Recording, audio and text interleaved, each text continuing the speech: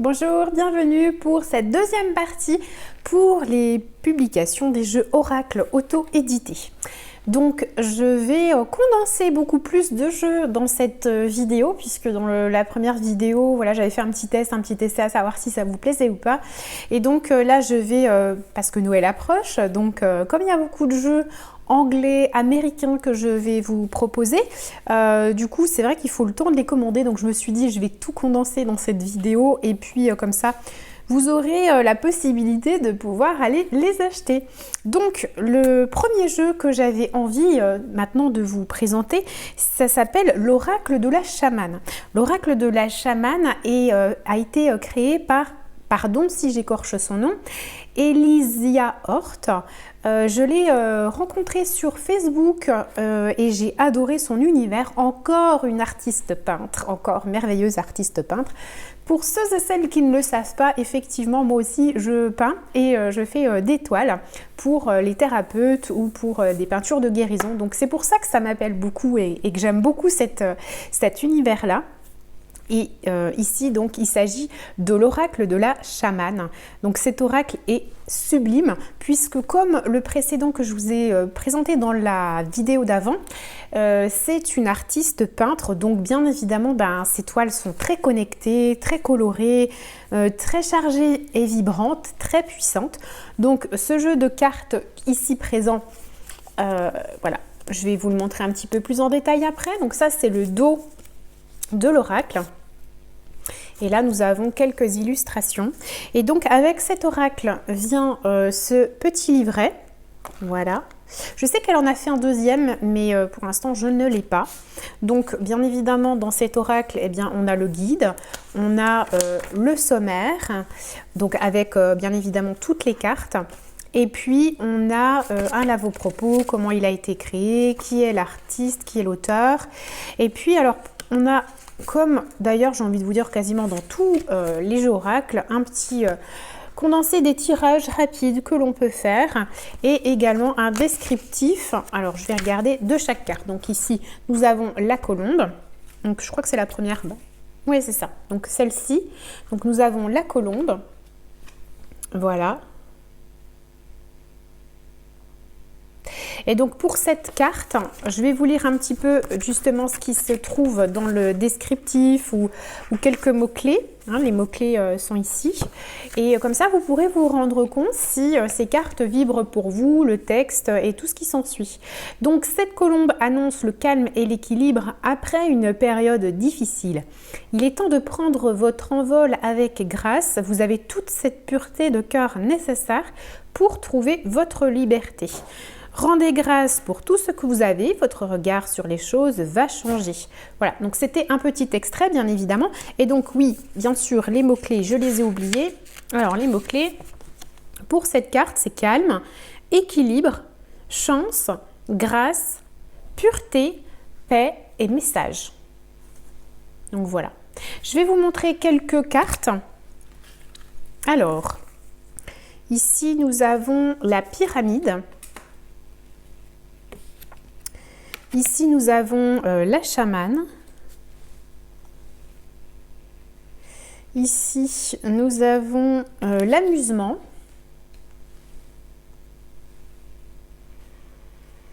Ça, c'est une de mes cartes préférées. Je la trouve magnifique, bien vibrante. Donc, c'est l'arbre. Le cheval.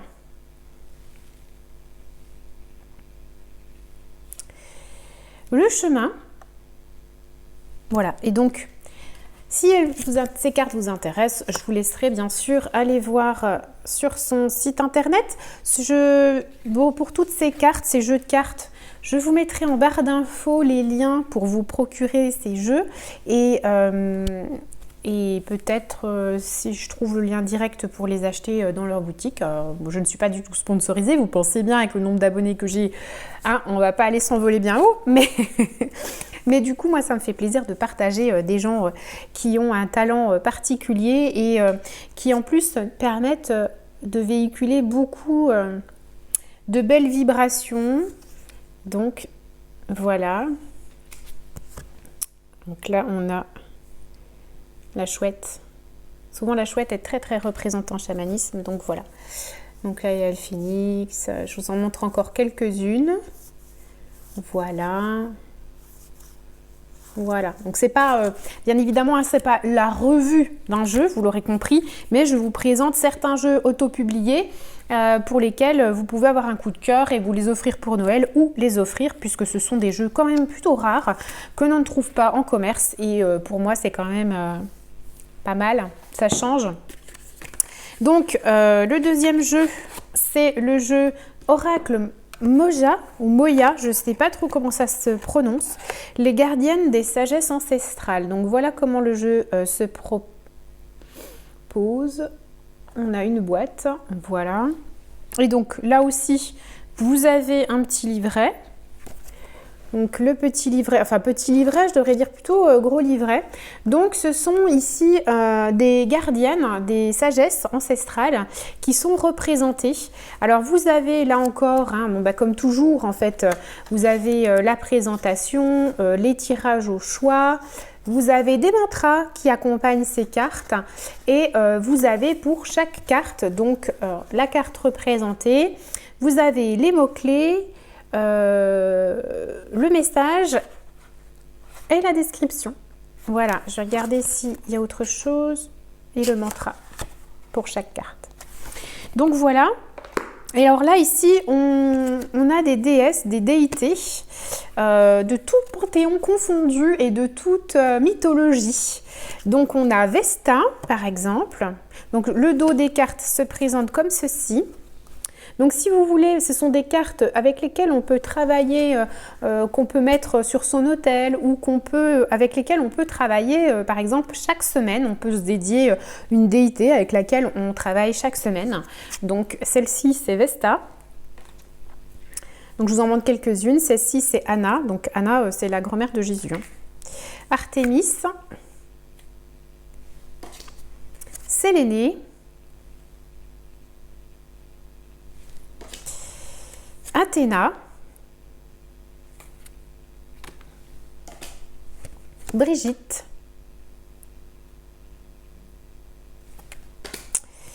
qu'est-ce que je vais vous montrer? Parce que j'essaye de vous montrer un petit peu des chants diversifiés. Ah bah il y a Quanine, Kali. Voilà, et donc celle-ci, c'est la déité de Moya ou Mora, je ne sais pas du tout comment on la prononce, c'est celle de la boîte, hein, de l'origine. Donc là, ici, Marie-Madeleine. Et donc, le mantra, par exemple, là, il y a Célestine. Et donc, le mantra pour Célestine, c'est « Je dessine les messages du ciel vers la terre afin de guider les âmes dans leur nouvelle incarnation ».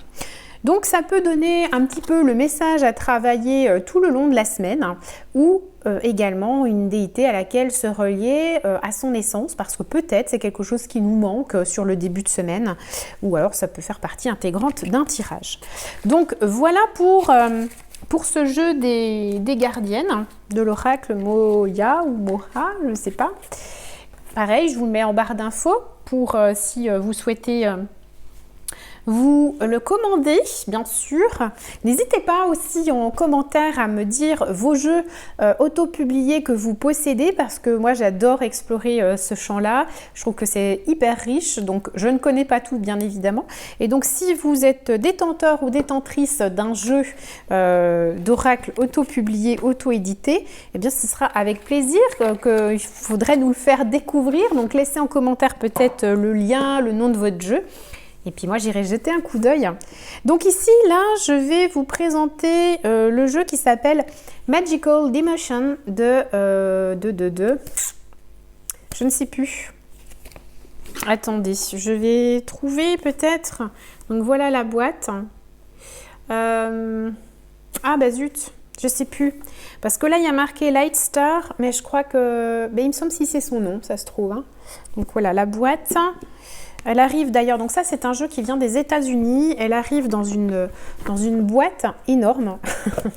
Voilà. Bon, moi elle a un petit peu vécu déjà. Donc voilà la boîte. Donc elle ne craint rien au transport. Soyez rassurés. Elle est arrivée quand même relativement rapidement, donc si c'est un cadeau pour Noël, vous pourrez tout à fait vous le permettre. Et donc vous avez un livret, vous voyez, qui est quand même grand. Je vous montre par rapport à des livrets standards pour que vous vous rendiez compte. Mais vous voyez, hein, on est vraiment sur le triple de volume. Par contre, il est un petit peu moins épais. Vous avez donc là encore la page de présentation. Vous avez un petit peu les remerciements, le sommaire de toutes les cartes. Et vous avez ici la signification, les tirages. Alors là, il y a les tirages. Voilà. Alors, il y en a pas mal d'ailleurs de tirages. Et puis ensuite, vous avez chaque carte. Pour chaque carte, la désignation. Donc ici, la carte de l'attachement. Vous avez les mots-clés qui sont en début. Hein, par ici. Bon, après, je ne sais pas pour vous si ça va apparaître à l'envers. En tout cas, voilà ce que je peux vous montrer. Et vous avez l'interprétation céleste et l'interprétation vue de l'oracle. Le cristal qui peut vous accompagner avec cette carte et l'huile essentielle. Donc, c'est vraiment un jeu très complet. Et c'est un jeu qui va correspondre à des personnes qui aiment beaucoup la caractéristique de la notion de galactique et qui aiment la notion de langage de lumière, galactique, dimension, extraterrestre. Voilà. Tout ça, c'est un oracle que je vous recommande si vous aimez toute cette sphère là. Et alors, je vais vous montrer donc le dos du jeu d'oracle. Ah, il est magnifique, hein, Bon, après, je vais vous dire que c'est mon univers, l'univers que je peins très souvent, donc forcément, il me parle. Hein. Voilà. Et je vais vous montrer quelques cartes. Donc, voici celle-ci. L'aventure. Alors l'aventure, dans l'aventure, il y a l'innocence, jouer et la découverte. Donc voilà l'aventure. J'espère que vous voyez bien. Ensuite,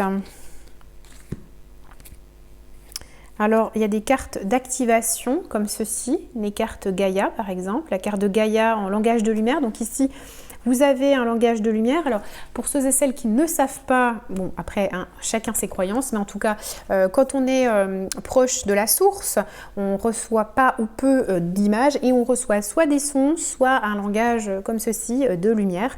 Donc, ça fait penser aux sigils en magie ou aux hiéroglyphes de lumière qui sont comme ceci. Et donc, c'est un langage non traduit, c'est-à-dire que le médium, lui, va traduire le bloc d'informations ou les informations qu'il reçoit par son canal, donc la clairvoyance, la clairaudience, la clairsentence, peu importe le canal de prédilection qu'il a développé. Et il va traduire, mais il traduit par son canal, donc il traduit via ses expériences, via son vocabulaire, via ses connaissances. Donc, quelque part, il y a une forme, entre guillemets, erronée, puisque c'est une traduction. Donc, il y a toujours une petite nuance. Or, ici, on est dans un travail de l'essence originelle, et lorsque l'on transmet via des hiéroglyphes de lumière ou via le son primordial, eh bien, vous n'avez pas de traduction. Donc, en fait, c'est pur, j'ai envie de dire, par rapport à la transmission qui doit être faite. Donc, voilà. Vous avez l'exil.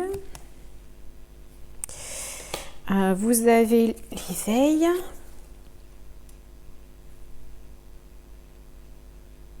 Voilà.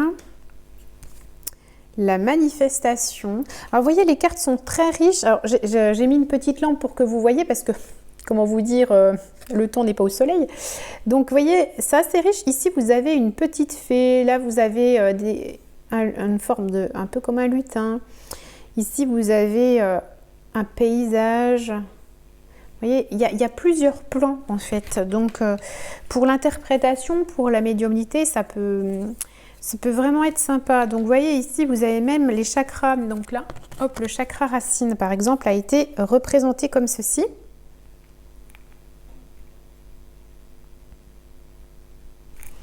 Et voilà, donc vraiment, c'est des jolies cartes que j'apprécie utiliser.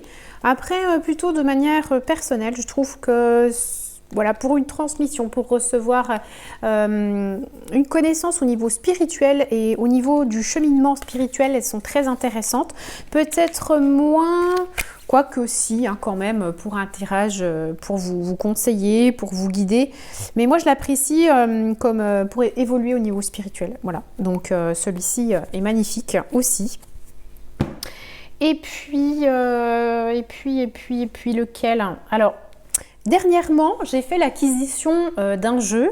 Je crois qu'il vient, je ne sais plus, Norvège ou enfin des pays nordiques. Donc, à la base, c'est issu d'une histoire et la personne a créé donc un oracle. Cet oracle, vous l'avez vu, je pense, nulle part parce qu'il est très peu représenté en France et il faut vraiment voir la médiumnité du coup comme un jeu et une histoire qui va se défiler et se raconter. Donc j'ai apprécié pour ça parce que je trouve que le jeu que je vais vous présenter provoque des images et provoque une histoire. Enfin bien sûr, il faut être réceptive à l'histoire aussi originelle. Donc ce jeu, alors c'est d'abord, je crois qu'elle l'a créé, The Herbarium.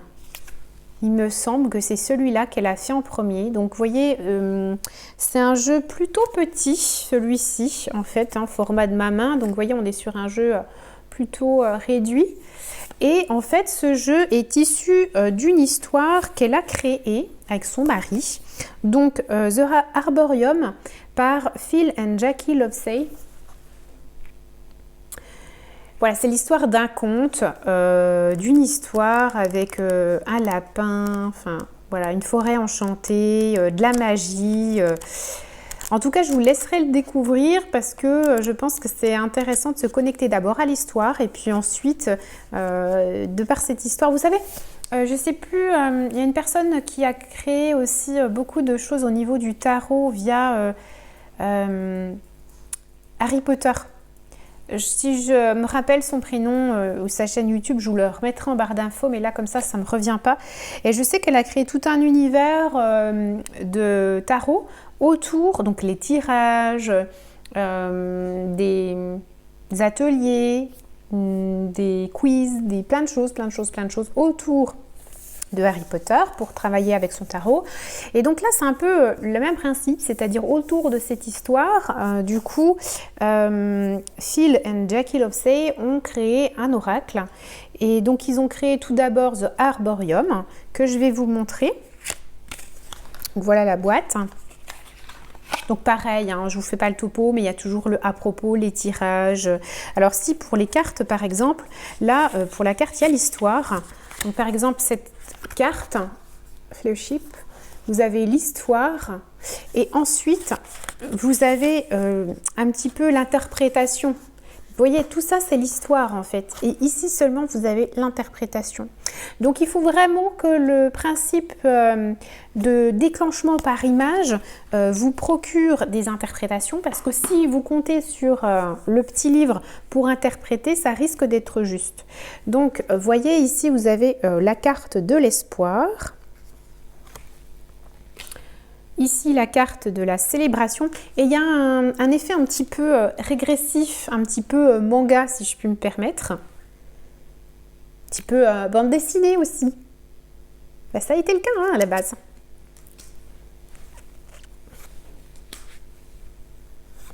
Voilà, je vous ai fait défiler un petit peu pour que vous puissiez observer l'univers, la lune.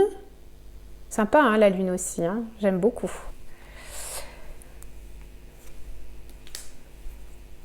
Ah, j'en enlève un peu parce qu'il y en a beaucoup. Hein.